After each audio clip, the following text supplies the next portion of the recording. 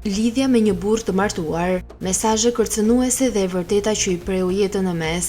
Zbulohet historia e errët pas vdekjes së Daorsa Spahia, studentes nga Gjakova. Miku i saj i ngushtë së fundmi ka publikuar një video ku ka treguar detaje tronditse nga kjo ngjarje dhe shkaqet që e çuan studente në këtë vendim tragjik. Hevzi se ideu që në Maqedoni vetë se njët si kriminal që vjen për një familje kriminale.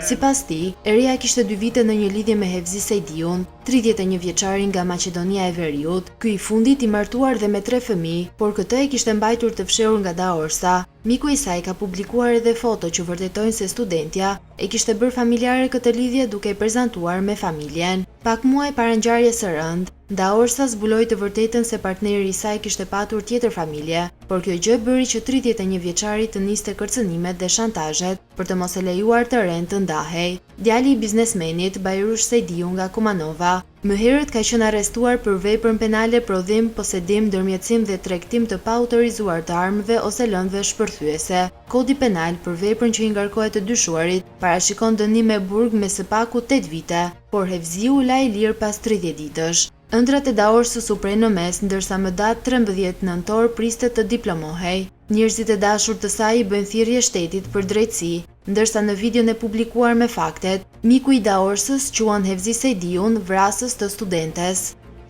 Shpresojmë që shoqja jonë të ketë gjithë paqen në botën e përtejme,